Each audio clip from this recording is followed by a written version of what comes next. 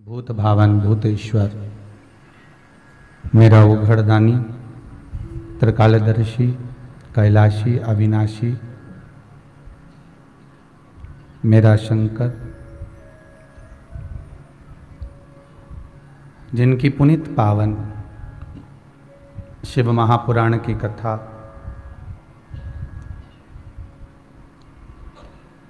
कुबेरेश्वर महादेव की ये पावन धरा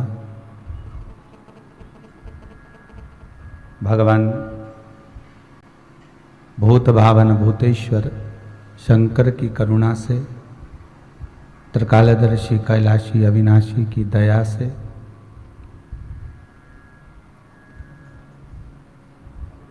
श्रद्धा टीवी चैनल के माध्यम से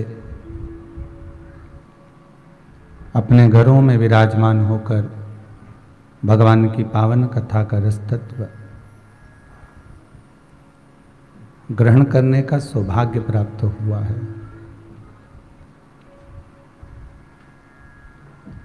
यूट्यूब फेसबुक के माध्यम से जितने श्रोता भाई बहन इस पावन शिव महापुराण की कथा का रसतत्व ग्रहण कर रहे हैं, उन सभी को कोटि कोटि साधुवाद। कथा के मुख्य यजमान मनोरथी श्री प्रवीण जी पारासर, श्रीमती हेमलता जी पारासर, आप फरीदाबाद हरियाणा के निवासी हैं, जो यहाँ पर भगवान शिव की ही कृपा से पूर्वजों के आशीर्वाद से ये पावन शिव महापुराण की कथा को करवा रहे हैं। फरीदाबाद हरियाणा से आकर भगवान की पावन कथा करवाना और शंकर के पावन चरणारविंद का रसतत्व ग्रहण करना, ये शिव की ही कृपा से हो सकता है। तेरी कृपा बिना न हिले एक भी अणु, लेते हैं श्वास तेरी कृपा से तनु तनु। अगर जीवन में थोड़ा सा भी सुख मिल रहा है तो उस परमात्मा की कृपा से ही मिल रहा है, और यदि जीवन में थोड़ा सा दुख का भान भी हो रहा है तो यह परमात्मा की ही कृपा है। कल एक कथा कही थी जो शिवरी नारायण में कही थी कि पक्षी को यह सिखा दिया गया कि हर चीज में भगवान का धन्यवाद दो। दुख मिले तो भी धन्यवाद दीजिए और सुख मिले तो भी धन्यवाद दीजिए।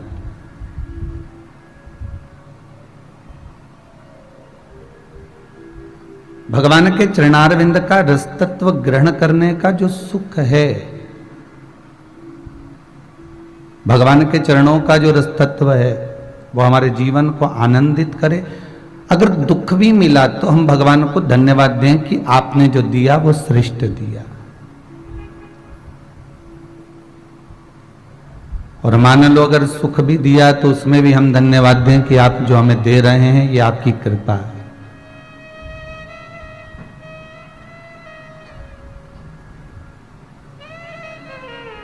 समस्या बहुत बड़ी है, मान लो दुख बहुत बड़ा है और समस्या बहुत बड़ी है, तो भी हमें हारना नहीं है।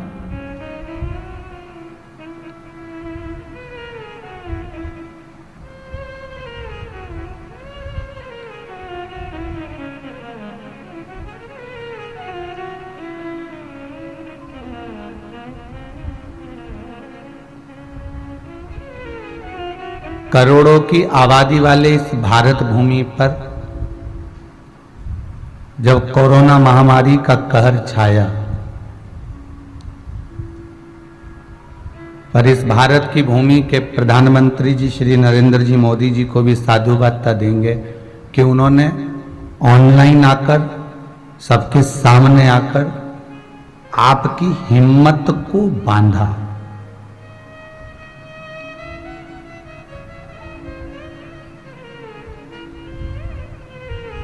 और ऐसी हिम्मत इस राष्ट्र की बांधी, इस भारत की भूमि की बांधी कि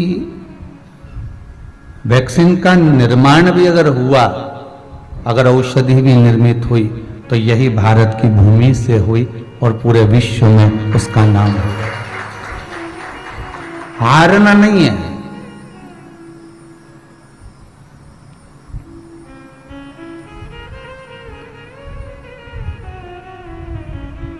समस्या अगर बड़ी है तो ये सोचकर चलना कि हमारा विश्वास और हमारा परमात्मा उससे बड़ा है।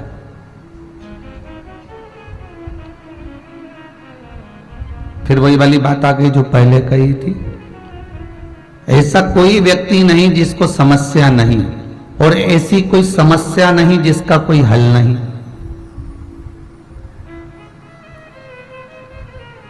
अगर दुख आया है तो उसका कुछ तो हल होगा, तकलीफ आई है तो उसका तो कोई हल निकलेगा ही।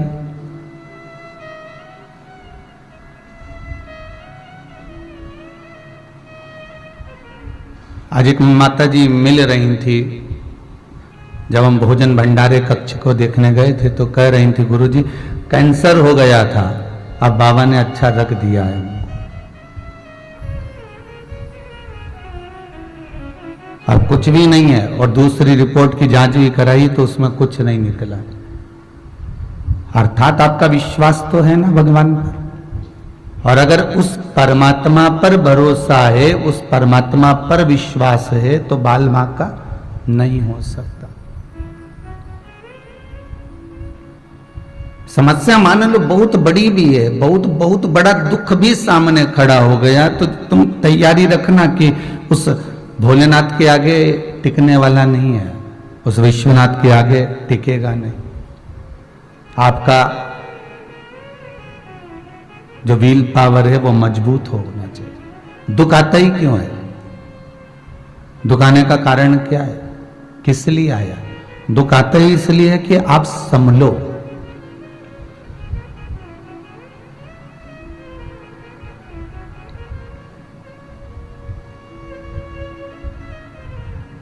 बच्चा जब गिरता है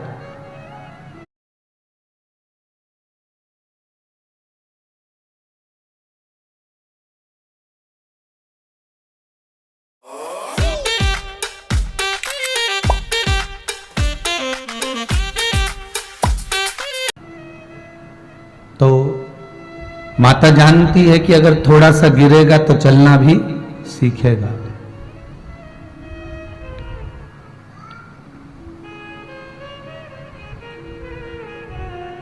कहीं एकांत में अगर बच्चा चलता है और गिरता है तो संभल जाता है, पर अगर उसके मम्मी पापा के सामने अगर बच्चा गिरता है तो रोता है। क्यों? क्योंकि मेरे मम्मी पापा मुझे उठाएं और हृदय से लगाएं।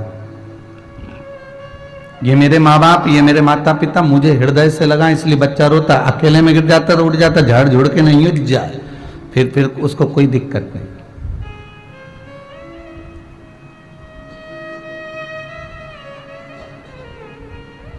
और अगर अकेले में गिरा है तो कोई दिक्कत ही नहीं, पर माता पिता के सामने, भाई बंधु के सामने, ताऊ ताई के सामने, चाचा चाची के सामने, नाना नानी के सामने, दादा दादी के सामने अगर वो बच्चा गिरता है तो उसकी आशा ये रहती है कि मुझे ये उठाएं, तो रोने लगता है, आंखों से आंसू निकलता है, और बार बार उस जगह को देखकर रोएगा जिससे उसके ऊपर कोई फूंक मारे, उस पर कोई हाथ लगाए, उसको कोई झाड़े, प्रेम करे, स्नेह करे, गोदी में बिठाए, लाड लड़ाए। तो उसी तरह भगवान दुख क्यों देता है? भगवान भी चाहता है कि मैं इसका पिता हूं, मैं इसका बुजुर्ग हूं, ये मेरे पास में आए और मुझसे कहे, और मैं इसको फिर गोदी में बिठाऊं, मैं इसको अपने पास रखूं, मैं अपने करीब में इसको रखूं, इसको फिर मैं दूर ना जाने दूं, अपने करीब में रखकर, अपने पास में रखकर इसके जीवन की मैं सार्थकता को सिद्ध कर दूं।